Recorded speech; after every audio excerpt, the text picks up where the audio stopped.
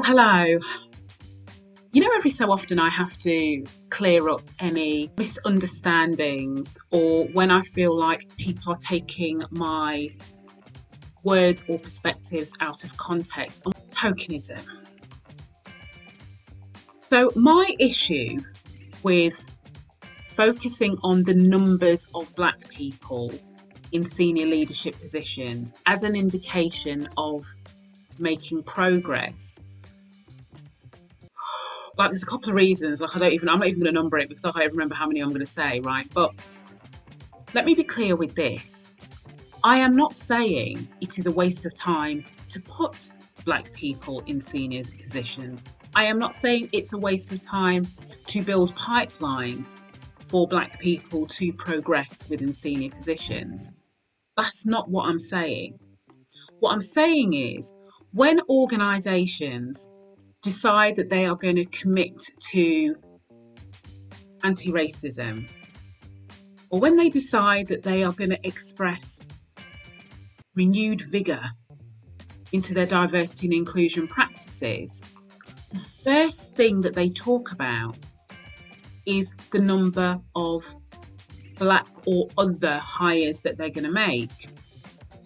And my challenge with that is, one, if race genuinely isn't an issue, if gender isn't an issue, if disability isn't an issue, if neurodiversity isn't an issue, if sexual orientation, sexual identification, all of these things, if they are not an issue,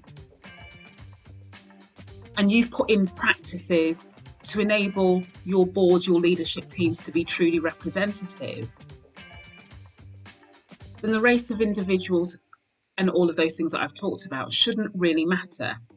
That's like a utopian view, and I get that. We're not here. So let me just say that I'm going to put that argument to one side because we're nowhere near even beginning to just, do you know what I mean? Basically, give companies carte blanche to carry on as they are because they'll carry on arguing that the people around the table are the best people for the job and all of that.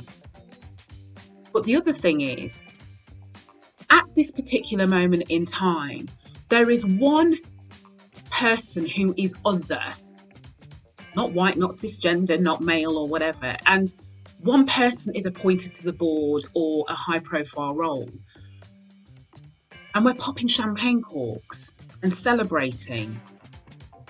Now, I'm not saying don't celebrate for the individual because it's great for the individual, but I also sit back and think, goodness me, they're the first Black person, the first disabled person, the first, the only. So when they get onto these boards, they are still outnumbered. They are still the lone voice, trying to represent everything which they embody just purely because of the colour of their skin and any of the other traits if we were going to go into that. So in that context, going back to my point about power and influence, when you are the only one and there has been no work on the culture, there's been no work on systems and no work on processes, you can be the only Black person and it might look great and they might have paid you a fat check. But you are still bound by the very social parameters, I guess, for want of a better word, which is why we are here. In that, so overnight, just because you've hired one Black person doesn't mean that the company has made inroads. Even if they had 10 Black people starting from zero, so my thing is that is part and parcel, but for too long we have focused on diversity, and when we focus on that, that's a numbers game because we're bringing in other people. And we're not focusing on the cultural aspects. We're not focusing on the way things are done here. We're not focused on the informal processes, the informal ways of collaborating, of networking, of people being able to progress. So you can bring in these people, but if that hasn't changed, then they come in and eventually they go back out, and then somebody sits there and says, well, I tried it. Do you know what I mean? Like, I hired this person didn't work out, so I'm going to go back to doing what I normally do. Like, I went different and it didn't work for me. So for me, the number of Black people, the number of whoever you have in your business is an output, it is not an input. And if you are leading with the number of black people that you have, I feel like you haven't got the memo. And I know there's plenty of people that disagree with me, because I have this conversation, argument, debate all the time. But you can have a business, you can have an organisation, you can have a team that has 50% black people.